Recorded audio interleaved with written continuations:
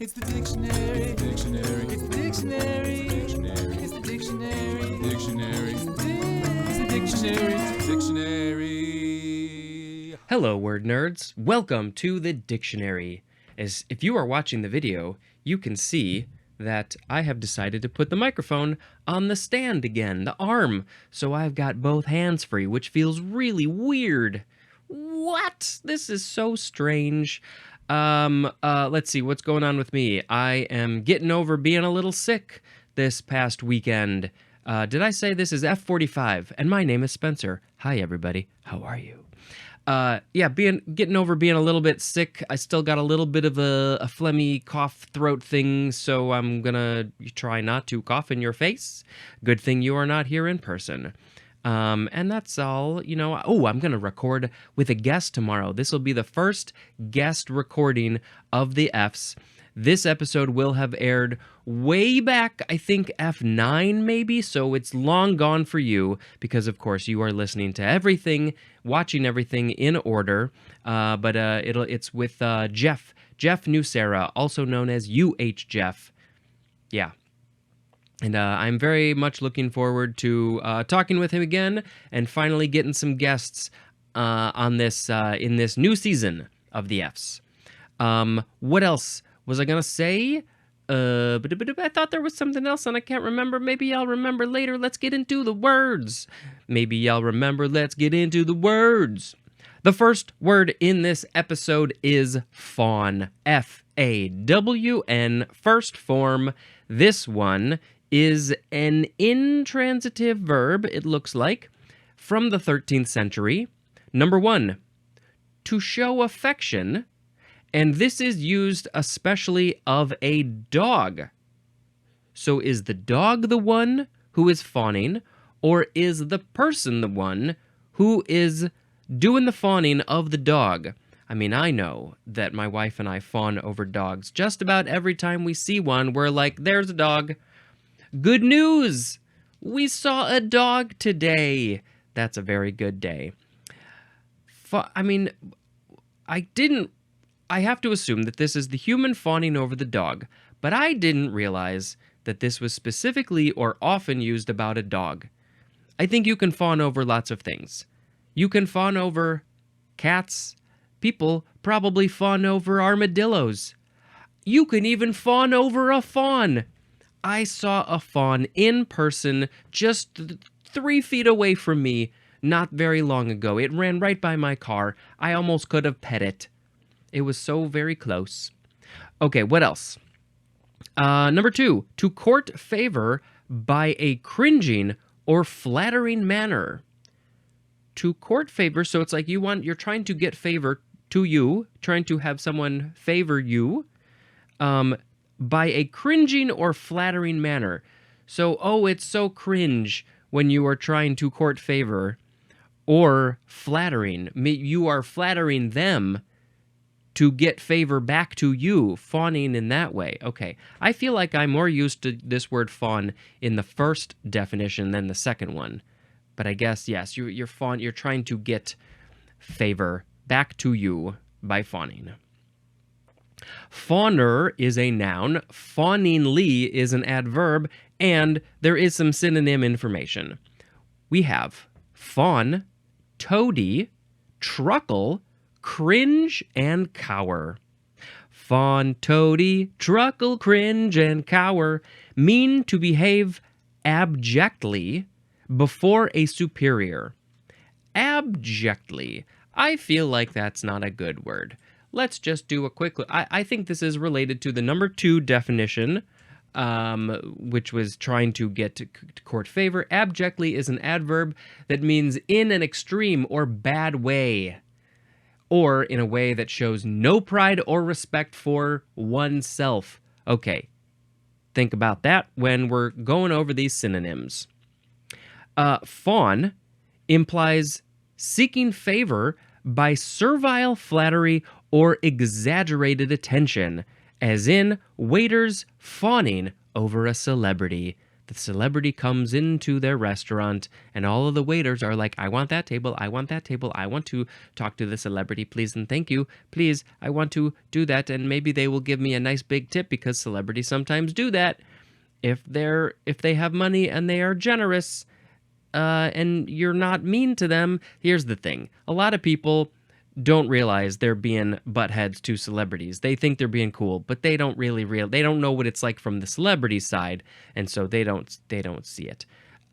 So waiters fawning over celebrity. They're trying to they're doing servile flattery, exaggerated attention. Hey, celebrity, look at me. Look, I also can act and sing and do those things.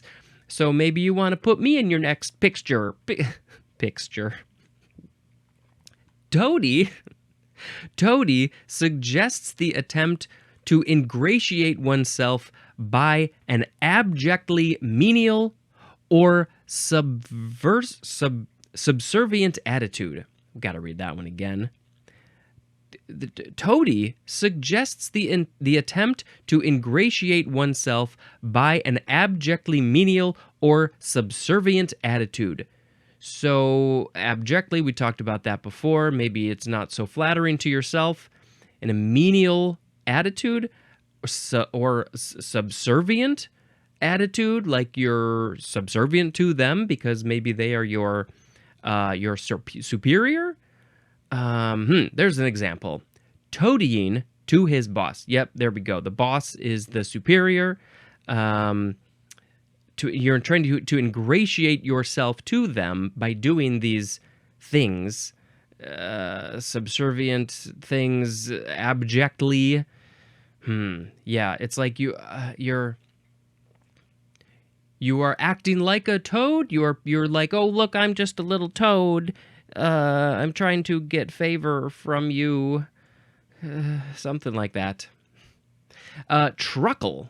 Truckle. Truckle, implies the subordination of oneself and one's desires or judgment to those of a superior, as in truckling to a powerful lobbyist. So subordination, there's somebody who's your superior, you're not as important. And one's desires or judgment to those of a superior. Yeah, and the powerful lobbyists, yes, they have the power. So you're truckling to the lobbyist to get their attention or whatever it is that you want from the lobbyist. Why do you want anything from the lobbyist? Cringe suggests a bowing or shrinking in fear or servility. That's like servile, servant, those are all related, as in a cringing sycophant. And I've heard of this word sycophant, and I can never remember what it means. Sycophant. Suggests a bowing or shrinking in fear or servility. So yeah, you're cringing away to the person who is maybe a little bit more important. Oh, I'm just going to curl up here in a little ball. I'm cringing.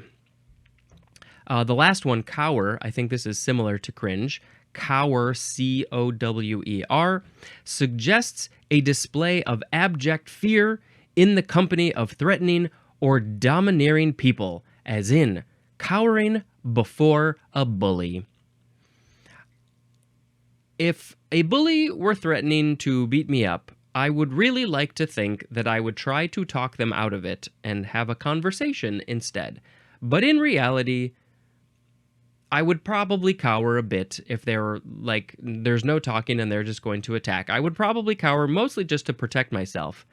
But then after that, I might have to come back at them. I don't know. I've never been in that situation. I hope to never be in that situation. So cower suggests a display of abject fear. Yes, you are afraid of the bully. In company of threatening or domineering people. Yes, the bully is the threatening or domineering person, and you are afraid, understandably. Okay, let's look at the etymology for fawn. This is where all this stemmed from. From the Old English fagnian, which means to rejoice. From fagan or fagan. I think this is also Old English. That means glad. And there's more at the word fain, F-A-I-N, which I guess we had that a while ago. Yes, we did. Okay, that's it for the first form of fawn. And now I need to make a sound effect which will go... The next word is the second form of fawn, noun from the 14th century. Number 1, a young deer, especially one still unweaned or retaining a distinctive baby coat. And yes, you probably know, but I shall explain to you. The fawn deer, the baby deer, has a very speckled, they've got that brown, tan coat, but their back, maybe their whole body, is speckled with white and maybe some other colors, and that helps them to camouflage. And so the predators don't find them. So yes, so they have the speckled coat, and or they are unweaned, meaning they're still nursing from their mother. That is the fawn, the young deer. Number 2, the synonym is the number 1 definition for the word kid. So you're just any kid, young person, human, maybe otherwise, is a fawn. You're just a fawn. If you are a child, you are a fawn. Maybe you have a speckled back. Number 3, a light grayish brown, and that is probably literally the similar color to the baby deer, the young deer. Fawny, that is an adjective. So this word comes from, let's see, Anglo-French, fawn or fawn, which means young of an animal. So any animal, the young version in the Anglo-French version is fawn. Also from vulgar Latin feton or feto, from the Latin fetus, although the Latin I think would say fetus, and that means offspring. Interesting that we use the word fetus to talk about the unborn early thing growing in a person's womb. The Latin word for fetus, means the one born from the parents, the offspring of the parents. And yes, of course, there is more at the word fetus. So fetus and fawn are all related. Makes sense. What was my sound effect? The next word is fawn lily. 2 words, lily is L-I-L-Y. L-I-L-Y, noun from circa 1894. The synonym is dogtooth violet. And I think maybe we need to look up a picture of this fawn lily. So what is it? 2 names for the same thing? I assume it is a lily. Oh, this is a very cool thing. I probably looked this up. Maybe I even posted a picture on the social media for when we got to dogtooth. I assume it was in the book here. And yeah, it's got these sort of white or yellow petals that curl up, and they come to a point. So yeah, they kind of look like a dog's tooth. But also fawn lily? It must be a lily, right? Erythronium, the fawn lily, trout lily, dog's tooth violet, or adder's tongue is, yep, it's from the lily family. Why the word fawn got in there, I don't know. I just don't know. I don't know. Next is fax, F-A-X, the first F-A-X word, and there's not a lot of them. This is a noun from 1948. Number 1, the synonym is the number 2 definition for the word facsimile, which, by the way, I believe the day that I'm recording this, October 7th, 2024, the episode with the word facsimile aired today, and I spelled it because it might have been the first word, and I'm pretty sure I spelled it wrong. After I heard it, I was like, I think I missed the S. I think I said C. I think I spelled it F-A-C-C-I-M-I-L-E. Now I don't remember. I could go back and check, but who has time for that? So if I did make a mistake and you caught it, many weeks later now, you've gotten the fix. It's F-A-C-S-I-M-I-L-E. I-M-I-L-E. Sometimes I don't know my letters, and sometimes I mix up the words letter and word. I want to say letter, but I say word. I want to say word, and I say letter. It happens a lot when you have a podcast about words. Number 2, for fax. A device used to send or receive facsimile communications. So the thing sent is the fax, and the device that you use to send the fax is also the fax. Number 3, a facsimile communication. Now, I think we need to actually go check back real quick at the actual facsimile definition. Number 2, what was that for real? Let's see, fax. It should be right up here. Number 2, was it? Number 2, facsimile number 2, a system of transmitting and reproducing graphic matter by means of signals sent over telephone lines. So that's the machine, it's the thing sent by the machine, and it's the process that the machine uses. They're going from one machine to the other machine. That is all fax. Fax is also a verb. Yeah, can you fax me over that memo? I gotta show it to everybody. It's pretty clear where the word comes from. So now we gotta go to... Now we have fax modem, 2 words, noun from 1986. A computer peripheral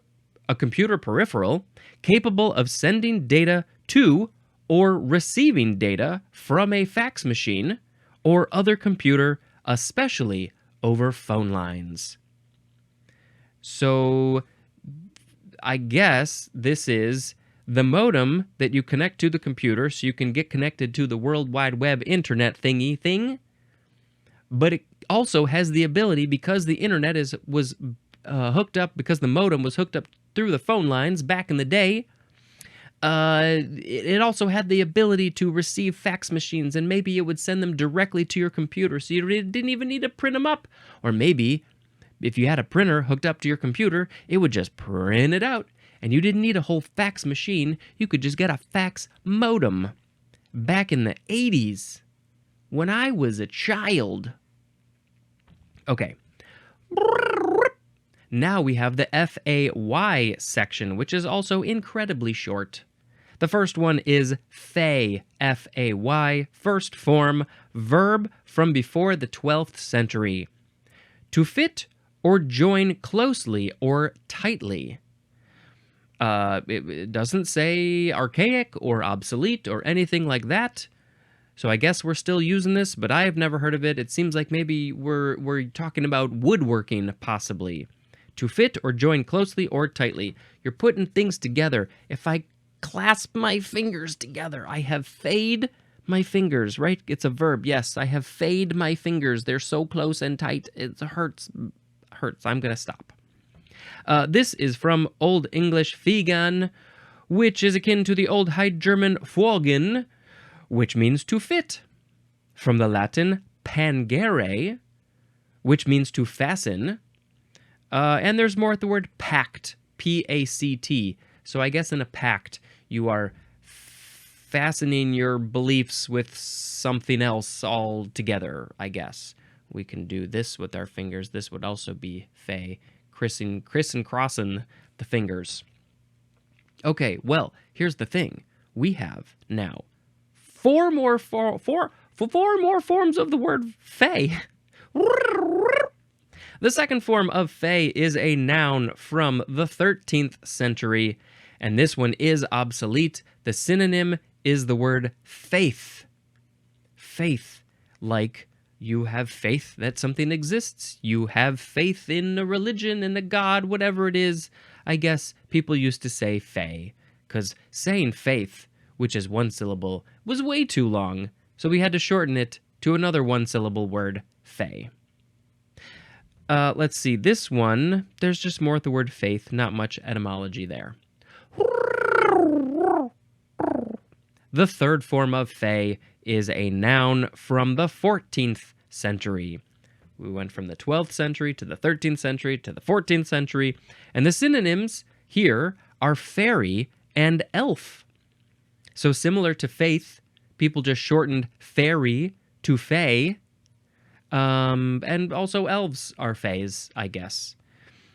Doesn't say much in terms of the etymology. Again, both, they're all from a Middle English word, which is from an Anglo-French word, but it doesn't really give me much information, so I'm just sort of skipping over that. It does say there's more at the word fairy, which I have not recorded yet, so I don't know what it said, but I guess fairies and elves are also called fays. The fourth form of fey is an adjective from the 14th century. This is resembling an elf. So if I were to put on my pointy ears and maybe get a bow and arrow and maybe have some nice clothes, maybe a flowing gown, maybe there's a wreath in my hair or something, and maybe if I looked way more attractive and I shaved off my beard, I would be a fey person, because then I would resemble an elf, or maybe one kind of an elf. There's probably lots and lots of kinds of elves. So just resembling an elf. I have nothing here that resembles an elf, but I will use myself as an example again.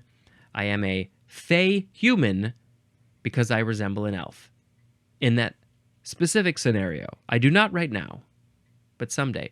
Once my wife had put on those pointy ears, and it was probably for Halloween or something, and she posted a picture on the social media and said something like, it was a joke, I decided to get the plastic surgery done and make my ears pointy, and there were people who believed her, because maybe they thought that she was the type of person to do that, but she is not. Actually, I know somebody who did do that, and they resemble an elf, and I think that was the goal. So they are a fey person that I know personally. The fifth form of fey is a noun from 1927. The synonym is o-fey, literally just o-fey, O-F-A-Y, and I don't know what that word is, so I cannot give you any more information, and you have to wait until the O's. All right, we now have faze, F-A-Z-E, transitive verb from 1830.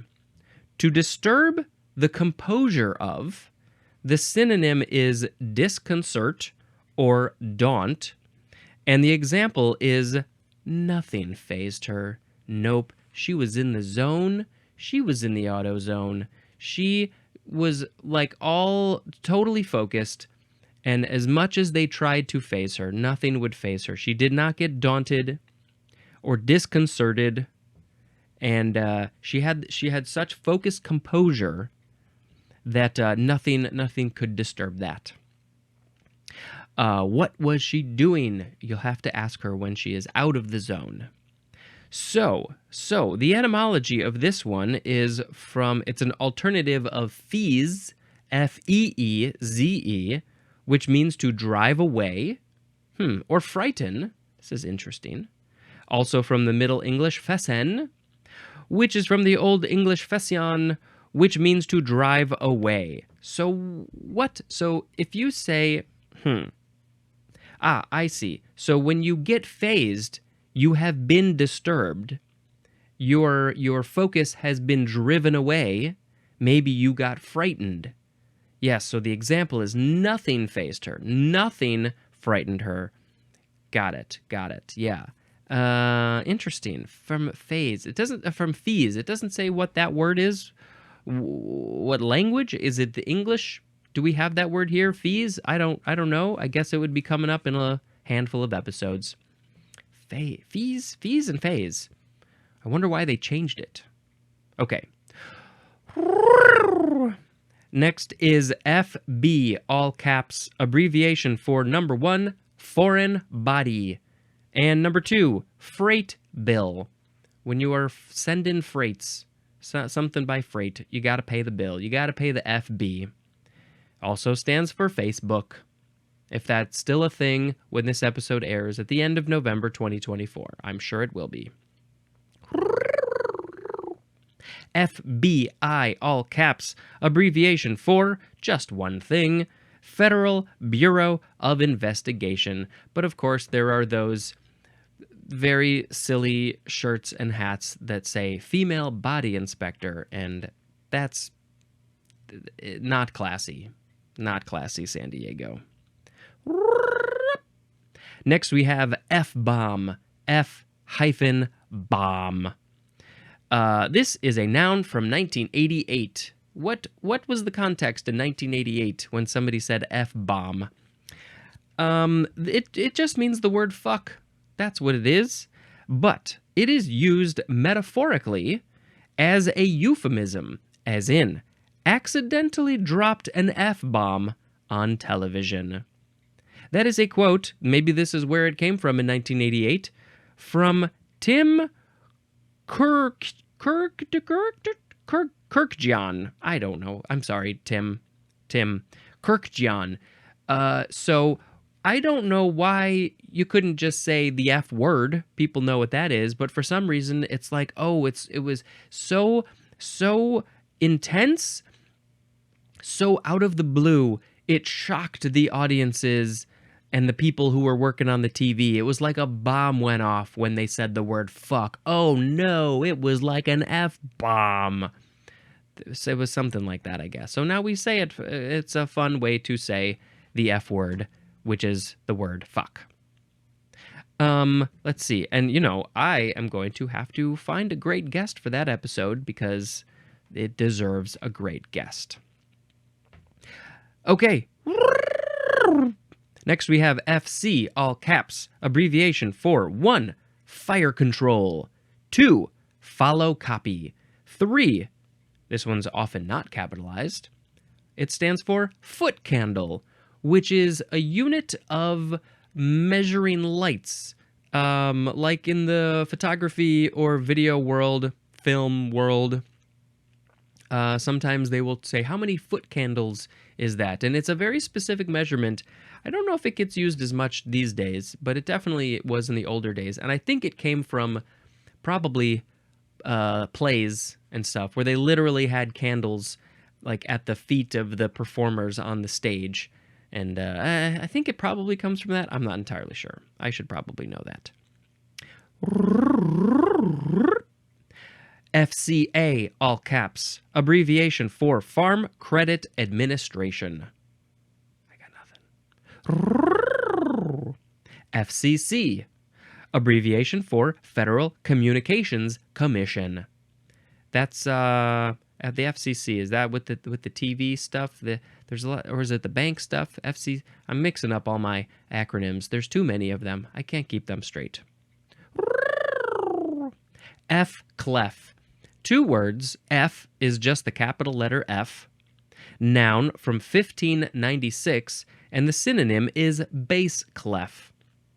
I probably talked about this when we had bass clef, but in the music world, maybe some people are familiar with the treble clef. That's what most people see with the squiggly S and the thing at the beginning. But then there's also the bass clef, which has the sort of, I think, the backward C with the 2 dots. And there's other clefs. There's I don't even remember the names of them, but I guess F clef is also bass clef. Not sure if I had heard of that, but I guess that's what they call it. I'm trying to think of why it's F. Is it the bottom? Where's the F land on the bass clef? I have to see it. I have to do it. Okay. FD, all caps, abbreviation for fire department. Of course, you gotta call the FD when you got an F in your apartment. FDA, all caps, abbreviation for Food and Drug Administration. They are the ones who are saying your food's fine to be sold to people, or your pharmaceutical drug is fine to sell to people, or not fine. And different countries, other countries don't have literally a Food and Drug Administration, an FDA, but they have similar organizations in their government. And I think that they tend to be a little bit more strict than the American FDA, from what I understand. I think we're a little bit lax in certain areas, like Like American companies are allowed to put more filler and chemicals in their foods, but those companies send other versions of the same food to other countries that don't have as many of those fillers and chemicals and stuff because they have stricter rules. Okay, this is the one that I was thinking of with the banks. FDIC, all caps, abbreviation for Federal Deposit Insurance Corporation. So if you have a bank account or setting up a bank account, you want to make sure that your bank is FDIC insured, because if something happens to the bank, I think it's like up to $200,000 or something like that, then you will theoretically get your money back if something happens with the bank. Something like that. The last word is F, distribution. The capital letter F, and then the word distribution. Noun from 1947. Now we are going, okay, it's just on this page. We're going in a different direction. It's one long definition. It is, are you ready? Are you ready? It is a probability density function that is used especially in analysis of variance and is a function of the ratio of two independent random variables, each of which has a chi-square distribution and is divided by its number of degrees of freedom. I don't really know what that means at all. I can tell you, though, that chi-square is CHI hyphen square. I think that is one of the Greek letters. And I believe that I should probably put a link in the show notes for F distribution. So if you are curious, you would like some more information, please, you can go to the show notes. It is named for Sir Ronald Fisher, that's where the F comes from, who was an English geneticist and statistician who died in 1962. So yes, this seems like a statistics kind of thing with the distribution of all of the numbers and the things. And I don't know, I took a statistics class in high school, which I probably shouldn't have taken, but I did. And maybe I learned about F distribution? Not sure. It's not that the numbers are distributed to look like an F. The F is for Fisher. What did this guy do? Ronald, did he invent it? He make it up? Something. A probability density function that is used especially in analysis of variance and is a function of the ratio of two independent random variables, each of which has a chi-square distribution and is divided by its number of degrees of freedom. Okay. Well, I am now going to pick a word of the episode. Today we had fawn, lily, fax, modem, fay. I got all 5 of them. Faze, FB, FBI, F-bomb, FC, FCA, FCC, F-clef, FD, FDA, FDIC, and F distribution. I don't know what to pick here. Let's see. We got fax modem. We got fawns. I mean, I don't know. I'm gonna post a picture of a fawn on the social media, whether you like it or not. So I'm kind of thinking maybe phase. Maybe I'll pick phase. Nothing's gonna phase me when I'm in the zone. I'm recording my podcast. You can't phase me. Don't bother me. It won't matter because I won't be phased by it anyways. Phase. All right, that was better than most of the ones I've done. I shall quickly now tell you about a couple movies. And today, let's see, what do I got on the list? Sing Sing. This was the movie that takes place in in Sing Sing, the prison, I guess. And I didn't realize until it was over that it's based on, I'm trying to remember the details. First of all, you should watch it. It's fantastic. Second of all, it is based on, I think one of the guys who's in it wrote a book about his experiences putting on plays in jail. And yeah, I think he's in the movie. And so yeah, the whole premise is about these guys who are putting on shows in jail, and one of them is like, I don't really want to do this acting thing, but I'm kind of interested, but not really, blah blah blah. He's going sort of back and forth on it. And there's a lot more, obviously, than that. And a lot of them are real guys who either are in jail or were in jail, who are part of this real life program. And then at the end of the movie, you get to see footage from the actual shows that they've put on. And oh, it's beautiful. It's beautiful. You got to watch it. Quickly, I will then also tell you about Shaun of the Dead. Not going to talk much about Shaun of the Dead because it's been around for 20 years. It's the 20th anniversary this year, which is why we saw it. We saw it on the big screen, which was super fun. And ooh, I think it was in like Dolby picture and audio, and so it was so loud at certain moments, and it was fantastic. That movie holds up so good. All right, that's enough for this episode. Thank you so much for checking out this show. Please go share it all over the place, because that's the only way that a show like this is going to get more viewers and stuff. Viewers and stuff. Viewers and stuff. This has been Spencer dispensing information. Goodbye.